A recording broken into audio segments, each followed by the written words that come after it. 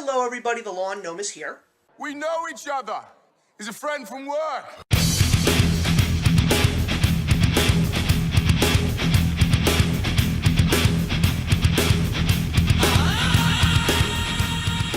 So today I'm here to review the newest installment of the Marvel Cinematic Universe. The 17th installment of the Marvel Cinematic Universe, I might add. This is the one that fans are adoring, critics are loving, and that of course is Thor Ragnarok, starring Chris Hemsworth, Tom Hiddleston, Tessa Thompson, Cate Blanchett, and Jeff Goldblum. So this is the story that people have sort of been waiting for, the whole concept of the end times known as Ragnarok.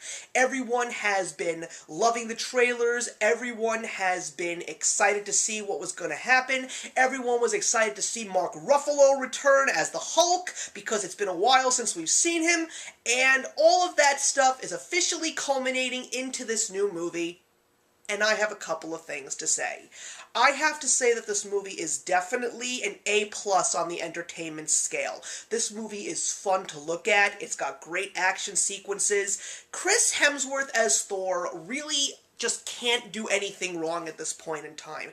Every person you put into a movie with him, especially when he's playing Thor, and he needs to play off of this person, he manages to find some great chemistry. He works very well with Loki. He works very well with Valkyrie. He works fantastically with the Hulk, aka Bruce Banner. We saw a little bit of how Hulk and Thor interacted with each other in the Avengers, and we were sort of waiting for a movie where the two of them could finally be put into a room together and work off of each other. And yeah, I got exactly what I expected. They basically acted like an old married couple, and it was really, really fun to watch.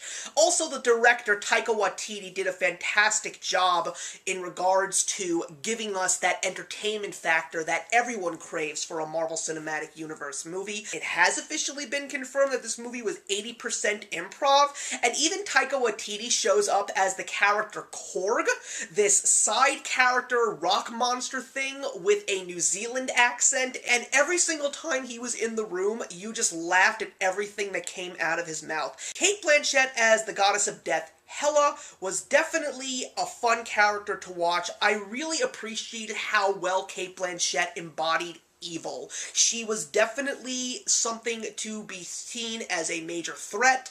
The action sequences that she has when she's going up against Thor are definitely exciting to watch, and even some of the points where she does try to throw a joke here and there, especially when she's playing off of Scourge, her henchman, who is actually played by Karl Urban, was also a very interesting thing to see. All of these amazing things, action sequences, character development, beautiful set pieces, all of these things were just so great to see, and I think a lot of people were very excited with what they received. Those people that were sort of waiting for a Planet Hulk movie sort of kind of got one, and that's always a good thing. While I was sitting in the theater, laughing at the jokes, enjoying myself, there was something that was lacking, and it was the story.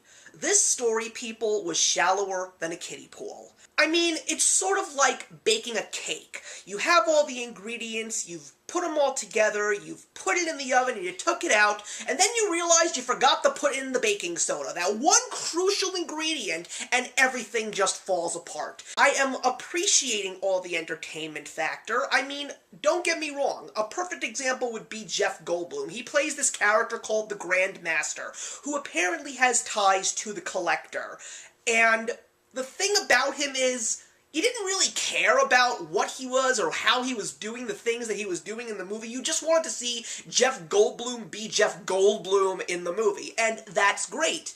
But I would have liked to see a little bit more character development out of the Grandmaster. When you take a look at Valkyrie, a very strong character, I would have liked to have seen more. While she is an extremely threatening character, Hela just doesn't seem to give me much more than just her omnipotent and threatening presence with a couple of action sequences thrown in here and there.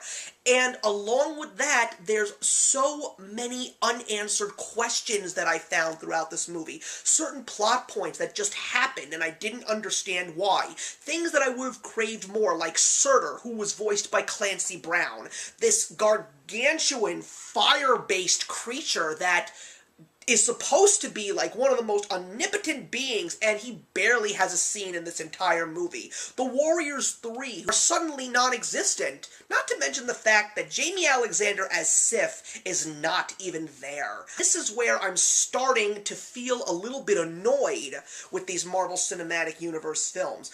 Ever since Captain America Winter Soldier, I am just not feeling like I'm getting these complete, wonderful Marvel comic-based films that I have been getting ever since they started.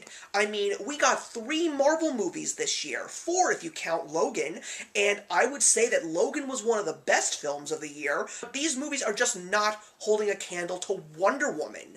I mean, I would probably think that out of the 3 Marvel films besides Logan that were in theaters this year, I would probably think that my favorite one was Spider-Man Homecoming. I felt that Spider-Man having a simple plot made more sense because he's a simple hero who's trying to be something more. But Thor is a god. There should be a much deeper plot. There should be so much more to this story than what we received. And I'm also not a big fan of the new Thor look. I didn't like where we went there. I mean, there are people that love it. I was so glad to see the helmet back, but I just came out of this movie feeling entertained, felt like I had a good time, but there was just that crucial piece that I have been craving from Marvel films that I am not receiving right now. And I'm getting a little bit nervous with what we're going to be getting in the future. I mean, if the Infinity War turns out to be something like this, then I personally feel that all hope is lost. But this is a movie that you should definitely see on the big screen, because it is fun to watch, it's fun to look at. It's a movie that I will see again, because one of the few things that I will say that is a big positive about Marvel films is there is so much likability to these movies that you can not say, I will never watch these films again. I have watched even some of the worst parts of the cinematic universe, and I still just have a good time watching them. So yeah, I'm gonna see this movie again. I'm gonna own this movie on DVD too, because it's impossible for me to truly dislike a Marvel Cinematic Universe film, even after all that I have said. But I still don't understand why people are calling this the best movie out there, because I think it is just so-so. And that is why I am going to be saying that I could give this a worse review, but because of all of the enjoyment that you get out of this movie, Thor Ragnarok will get a 3 stars out of 4 from me. And all I will say is that Black Panther is next. It looks fantastic, but if that's all that I'm going to get, basically everything on the surface and nothing underneath, we're headed in a really bad direction here, people. I'm just going to say that. So thank you very much for watching, everybody. Put your comments in the box below, and let's discuss Thor Ragnarok. And I will see you in the next one.